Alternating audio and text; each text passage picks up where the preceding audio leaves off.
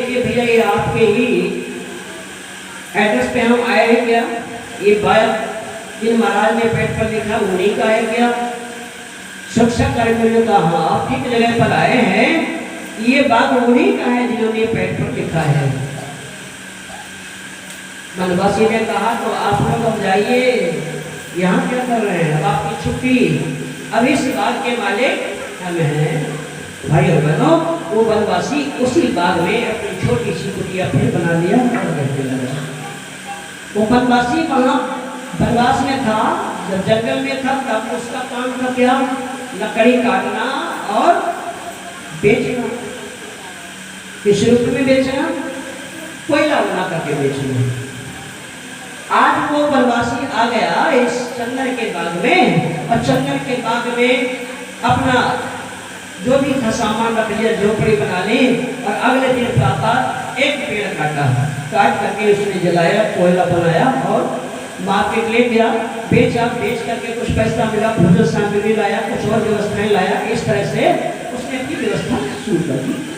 भाई और बहनों, 1 महीना व्यतीत हुआ, 2 महीना व्यतीत हुआ, 3 महीना व्यतीत हुआ, लगातार समय जा रहा था। बनवासी लगातार रोज एक पेड़ काटता था, कोयला बनाता था, मार्केट में बेचता था। इस तरह से रोज का क्रम था उसका। भाई और बहनों, एक दिन क्या हुआ, लंबा समय गुजर जाने के बाद एक दिन क्या हुआ, बहुत तेज बरसात हो गई। बहुत तेज बरसात हो गई, और बरसात हो गई तो वो उस पेड़ को काट करके कोयला नहीं बना पाया। कोयला नहीं बना पाया तो उसने सोचा अब क्या करें, आज की भोजन सामग्री कैसे आएगी? तो उसने क्या किया, पेड़ की एक टहनी काटी, एक मोटा सा टहनी काट लिया, और काट करके वो ले करके मार्केट गया। मार्केट गया तो वो वहां पर बेचने लगा। एक व्यापारी से मिला, उसने कहा भैया हमें लकड़ी बेचना चाहते हैं। जो रोज के खरीदार थे उन्होंने कहा अरे भैया हमें कोयला की जरूरत थी, कोयला नहीं लाए। बोले अरे भाई कई दिनों से बरसात हो रही, कोयला नहीं बना पाए, लकड़ी ले लो। लकड़ी ले, लकड़ी देखी तो उसने कहा खरीदने वाले का 50 रुपए देंगे। अब वो चौक गया 50 रुपए, इसका मतलब इसका ज्यादा मिल सकता है। आगे बढ़ गया, दूसरे ने कहा हम 75 रुपए देंगे। उसने कहा अरे रेट बढ़ रहे, इसका मतलब और भी महंगा बिक सकता है। फिर आगे बढ़ा, दूसरे तीसरे से बोला कहीं लकड़ी बेचना चाहते हैं, उसने कहा 100 रुपए देंगे। और आगे बढ़ता गया, जितना बढ़ता गया उतना रेट उसके बढ़ते गए, बढ़ते गए। लास्ट में एक व्यापारी से वो मिला बनवासी, और कहने लगा, बैठ गया, सोचने लगा, सोचने लगा तो व्यापारी से कहने लगा, ए व्यापारी महोदय ये बताओ, इसी लकड़ी की मैं कोयला बना करके लाया था, तो आप 50 रुपये, 25 रुपये, 15 रुपये, इससे ज्यादा कभी नहीं हुई। आज आप 500 रुपये, और 500 ही नहीं, अगर मैं जीत कर जाऊं तो आप 1000 रुपये भी देंगे। आखिर ऐसा क्या है? भाई बहनों, उसने पूछा ऐसा इस लकड़ी में क्या है? भाई बहनों, तब उस समय उस व्यापारी ने कहा अरे बनवासी तुम नहीं जानते, अरे ये लकड़ी बहुत महत्वपूर्ण है, ये चंदन की लकड़ी है, ये बहुत महंगी लकड़ी होती है। आज बनवासी ने अपने सर को ठोका और कहा कि अरे मेरे पास तो लाखों पेड़ थे इस तरह के, और मैंने सारे के सारे पेड़ कोयले बना करके बेच दिए। भाई और बहनों, पछताने लगा बनवासी। आज वो बनवासी कोई और नहीं, भाई और बहनों, वह बनवासी आप और हम हैं, आप और हम हैं। भाई और बहनों, आज हम लोग भी उस बनवासी की तरह से समझ नहीं पा रहे हैं, समझ नहीं पा रहे हैं। और एक चंदन जैसा मूल्यवान शरीर, मनुष्य का जन्म जो हमको मिला है, हम लोग भी इसको कोयले की भांति बेचने में लगे हैं, बर्बाद करने में लगे हैं, इसका मूल्य नहीं जानते, इसलिए हम लोग ऐसा कर रहे हैं। भाई बहनों, हमारे गोस्वामी तुलसीदास जी महाराज भी कहते हैं इस मनुष्य शरीर के विषय में क्या कहते हैं? बड़े भाग्य मानुष तन पावा,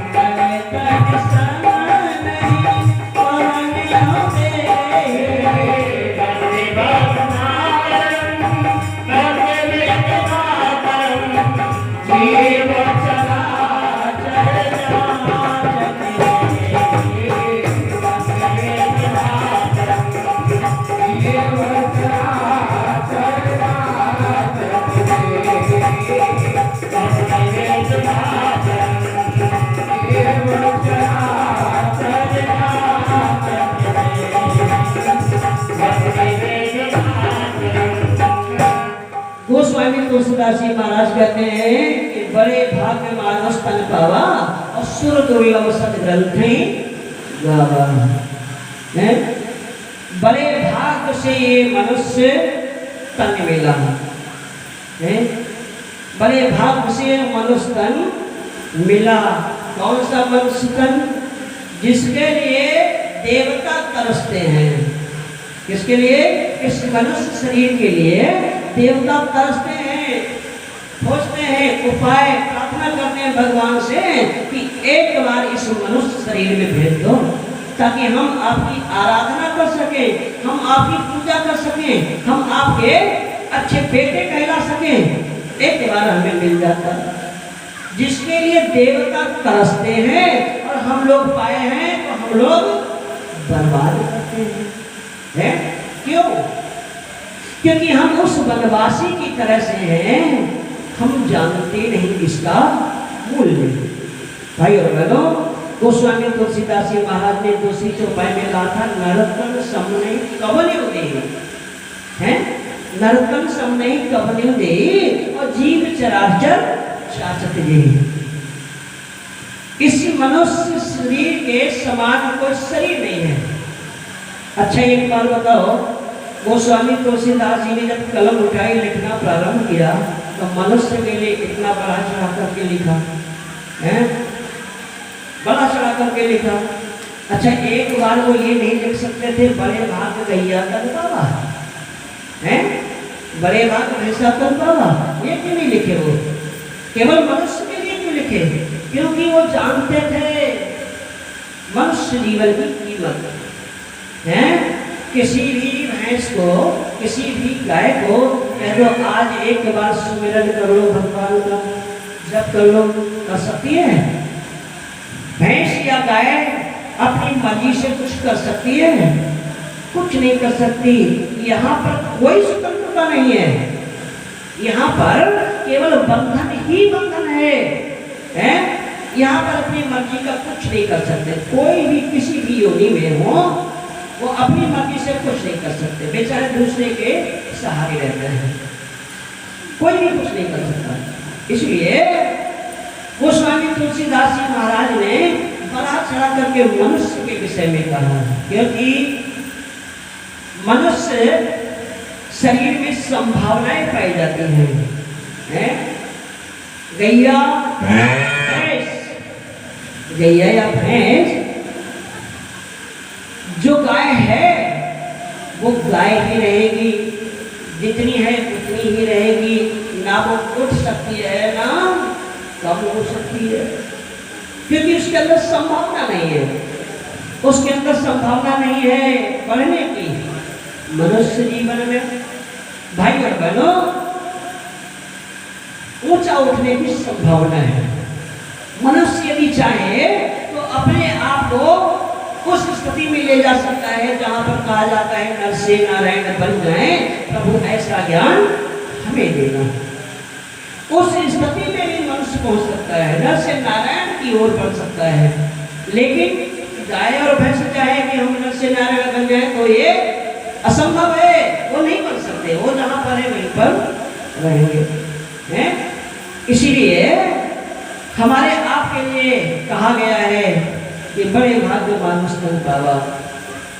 हम सब लोग चाहें तो हम अपने आप भी ऊंचे उठ सकते हैं और दूसरों को भी ऊंचा उठा सकते हैं। हम चाहे तो पतन की ओर जा सकते हैं और दूसरे को भी पतन की ओर ले जा सकते हैं। भाई और बहनों, मनुष्य जीवन सर्वश्रेष्ठ जीवन है। इसीलिए गोस्वामी तुलसीदास जी महाराज ने फिर लिखा, क्या लिखा? साधन धामे मोक्ष करे पारा, पाहि लगे परलोक समारा। साधन धामे मोक्ष करे पारा, पाहि लगे परलोक समारा। साधन धामे मोक्ष करे पारा, पाहि लगे परलोक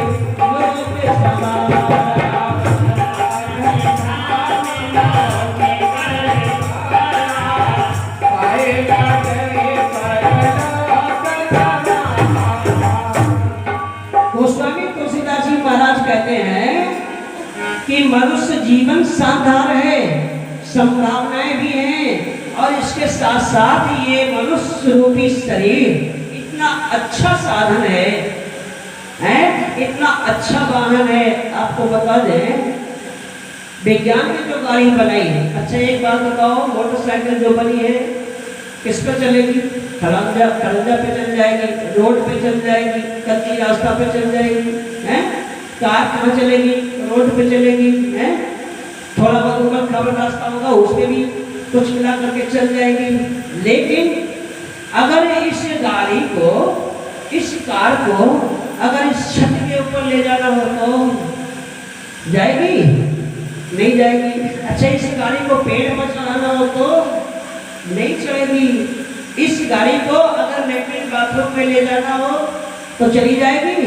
अरे बाबा, ये कार विज्ञान के तरह इसकी सीमा है, हैं? ये वहीं तक जा सकती जहां तक इसकी सीमा है, उस सीमा से बाहर कुछ नहीं कर सकती। लेकिन भाई और बहनों, तो हमारे लिए साधन मिला, साधन अर्थात जो हमारे लिए दो पैरों की गाड़ी मिली, विनोबा भावे जिंदाबाद की तरह से ये गाड़ी आप चाहे छत पे ले जाओ, चाहे पेड़ पर ले जाओ, चाहे लैट्रिन में ले जाओ, चाहे बाथरूम में ले जाओ, चाहे पूजा पाठ में ले जाओ, चाहे हवन में ले जाओ, चंद्रमा में ले जाओ, चाहे नाटक नौटंकी देखने के लिए ले जाओ, हर जगह ये गाड़ी चली जाती है। कितना महत्वपूर्ण, कितना शानदार वाहन हमको भगवान ने दिया है। किस उद्देश्य के लिए? इस मनुष्य को दे दो ये वाहन, और ये इस वाहन का प्रयोग करके अपने सुरदुर्लभ मनुष्य जीवन को सार्थक और सफल बना सके, इसकी गरिमा को समझे और स्वयं ऊंचा उठे, दूसरों को भी ऊंचा उठा सके। इसलिए हमें बहुत ही शानदार गाड़ी मिली थी। लेकिन आज हमने इस गाड़ी का क्या किया? जीवन रूपी गाड़ी का क्या किया? मनुष्य शरीर का किया, क्या किया? इसको भी हमने उस बनवासी की तरह से कोयला बना करके बेच दिया। कैसे बनाया? भाई और बहनों, इस शरीर में आज आदमी क्या नहीं डाल रहा है? हमारे भैया कल बता रहे थे कि आदमी किस तरह का खान पान करता है। ये बता रहे थे कि मनोज मिश्रा जी हमारे अपने डॉक्टर साहब का, उनके यहाँ हम गए थे तो वहाँ पर एक बर्गर का, है ना, बर्गर ही तो था, बर्गर का फोटो बना था, और बर्गर के फोटो में एक इंसान की खोपड़ी घुसी थी, डॉक्टर साहब से पूछा, भाई ये क्या है? क्या ये बर्गर है और बर्गर में इंसान जा रहा है? बोले इसका क्या मतलब? डॉक्टर साहब ने कहा, अरे भाई साहब इसका सीधा मतलब है, बर्गर को आदमी नहीं खाता, बर्गर को आदमी नहीं खाता, बल्कि बर्गर आदमी को खा जाता है। क्यों? क्योंकि बर्गर एक ऐसी चीज है, उसमें ऐसे तत्व पड़े होते हैं, ऐसी चीज से बना होता है जो हमारे लीवर के लिए है, हमारे लीवर के लिए बहुत पौष्टिक नहीं होता। लीवर को बहुत ताकत लगानी पड़ती है?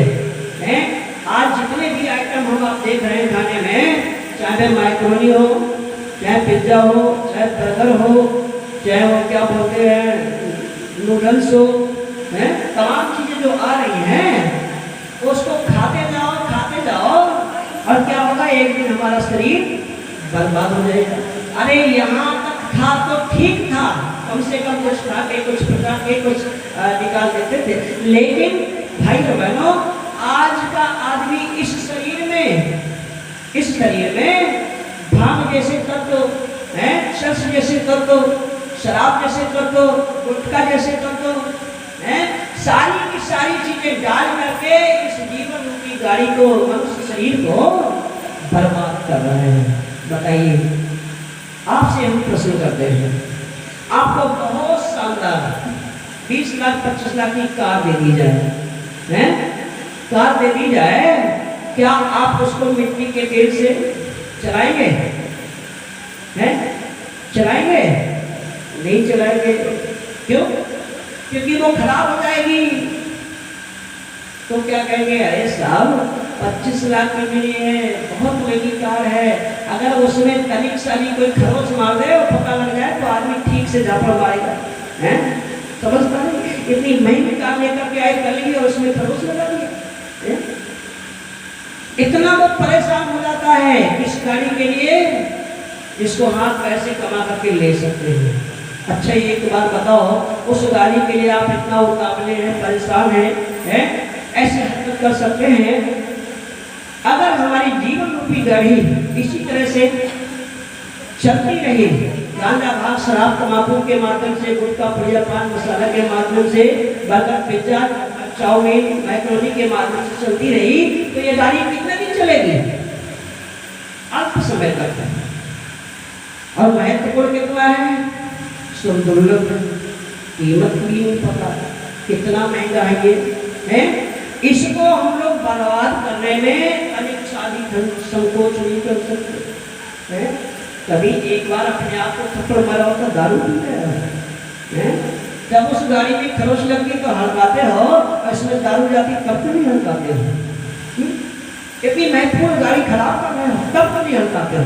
भाई और बहनों, आज हम उसी बनवासी की तरह से हैं, हम लोग इस शरीर का मूल्य नहीं जानते, और मूल्य नहीं जानते तो भाई और बहनों ये मनुष्य शरीर हमारा बर्बाद हो जाएगा।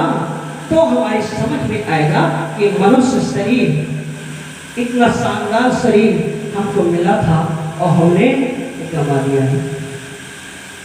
दिया। कहा भी जाता है, जन्म हीरा जो तुमको मिला है ये गंवाने के काबिल नहीं है, तेरी हर श्वास अनमोल मोती ये लुटाने के काबिल नहीं है। आइए हम सभी लोग प्रेरणा प्रति श्रवण करेंगे। वो जन्म हीरा जो तुझको मिला है, एक गंवाने के काबिल नहीं है। जन्म हीरा जो तुझको मिला है, एक गंवाने के काबिल नहीं है। जन्म हीरा जो तुझको मिला है, एक गंवाने के काबिल नहीं है। तेरी हर सांस अनमोल मोती, तेरी हर सांस अनमोल मोती, जो लुटाने के काबिल नहीं है।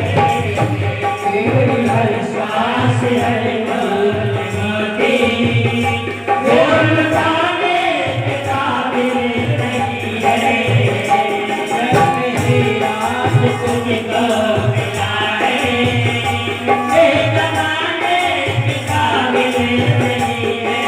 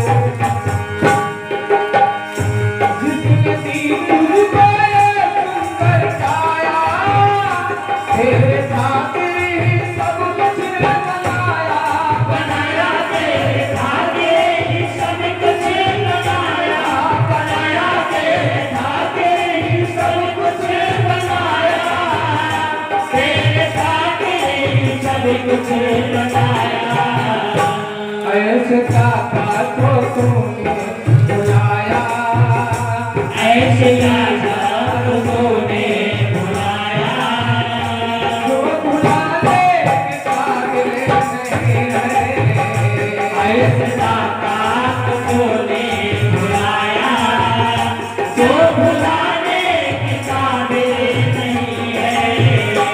जब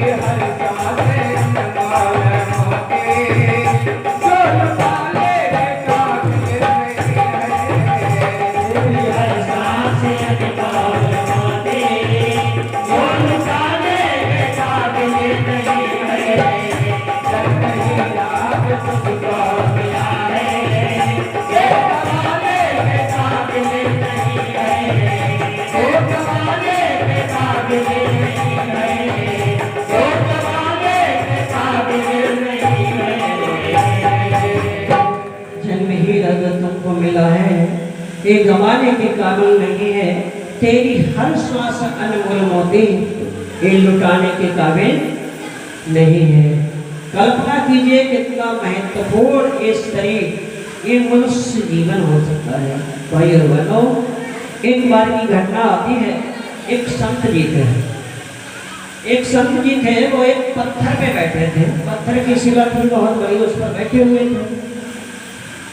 शिला पर बैठे हुए थे, एक व्यक्ति आ गया। उसने कहा, महाराज जी, इस शिला से, इस पत्थर से बड़ा तो कुछ भी नहीं होता होगा। उसने कहा, बेटा कैसी बात करता है, इस पत्थर से तो बड़ा है लोहा। लोहा जब हथौड़ा के रूप में आता है तो इस पत्थर को तोड़ तोड़ करके छोटा छोटा बना देता है। लोहा इससे भी बड़ा है। भाई और बहनों, तो व्यक्ति कहने लगा, महाराज जी अब मैं समझ गया, तो लोहे से बड़ा कुछ भी नहीं होता होगा। अरे बेटा तू कैसी बात करता है, इस लोहे से तो बड़ा है टाटा बिरला की मशीनें हैं, जिसमें ये लोहा जब जाता है और अग्नि के संपर्क में जाता है, और अग्नि के संपर्क में जाने पर जब ये लोहा उसकी भट्टी में तपाया जाता है तो ये पानी की धार की तरह से बैठता है। व्यक्ति कहने लगा, महाराज जी अब मैं समझ गया, तो फिर अग्नि से बड़ा कुछ भी नहीं होता होगा।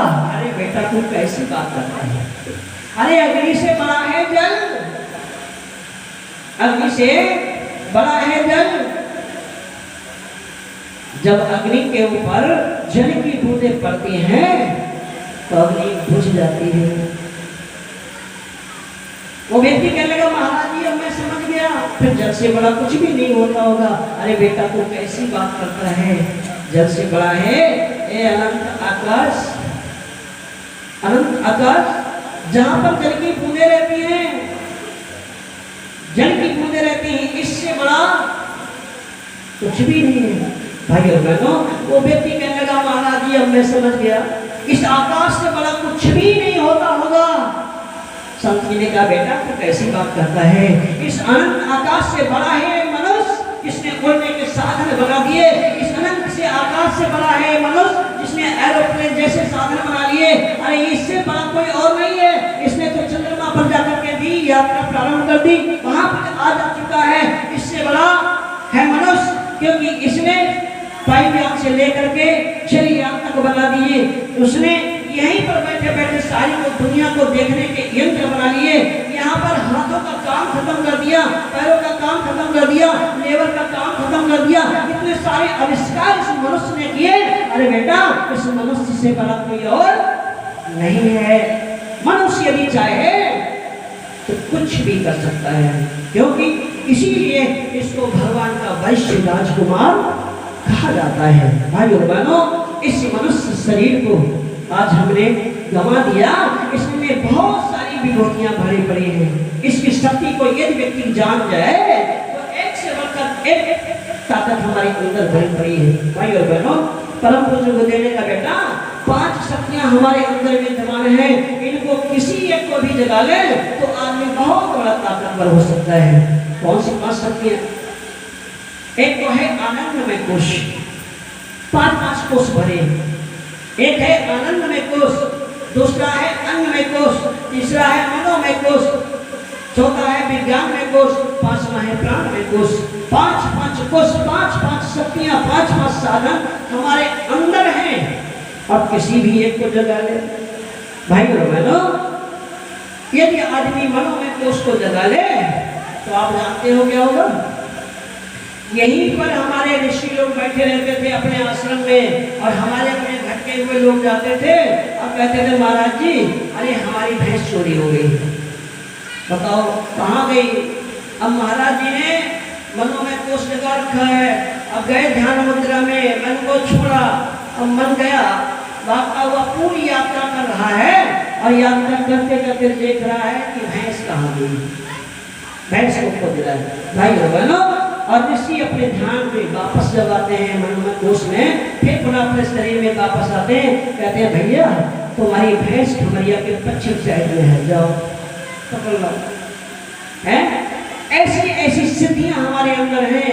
आनंदमय कोष अगर जगा ले तो भाई और बहनों, हमें आज जो संपदा है, धन साधन सुविधाएं हैं, वस्त्र आदि है, खाने पीने की साधन सामग्रियां हैं, ये हमको तुच्छ मालूम पड़ेंगी। यदि आनंद में कोष यदि हम जागृत कर ले तो ऐसी ऐसी शक्तियां हमारे शरीर में विद्यमान हैं। लेकिन भाई और बहनों, हम इन शक्तियों के बारे में जानते नहीं, भूल गए। आज का मनुष्य विस्मृति की व्यवस्था में पड़ा हुआ है, सब कुछ भूल चुका है। एक बार क्या हुआ, एक बकरी चराने वाला बकरी चरा रहा था, जंगल में बकरी चरा रहा था, और बकरी के झुंड में एक शेर का बच्चा था। शेर का बच्चा था और एक दिन एक शेर ने देख लिया,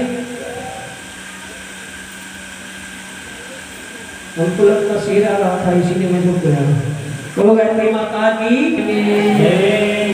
शेर का बच्चा उस बकरी के झुंड में था, और बकरी झुंड में जब शेर के बच्चे को शेर ने देखा, जंगली शेर ने, जंगली शेर ने कहा है इन बकरियों के झुंड में हमारा वंशज, हमारी जाति का आदमी इन बकरियों में कैसे टहल रहा है, और बकरियां भी नहीं भाग रही, कारण क्या है?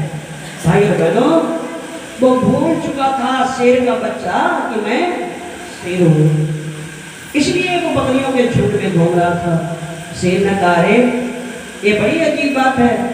उसने दहाड़ लगाई, बकरियां भागी, उसने शेर के बच्चे को पकड़ लिया। उस शेर ने शेर के बच्चे को पकड़ लिया और उससे कहा भैया तुम भेड़ बकरियों में क्या कर रहे हो, तुम तो शेर के बच्चे हो। अब वो शेर का बच्चा कहता बकरी की भाषा सीख गया ना, मैं बकरी का बच्चा हूँ। शेर कहता अरे भाई तुम शेर के वंशज हो, तुम शेर हो।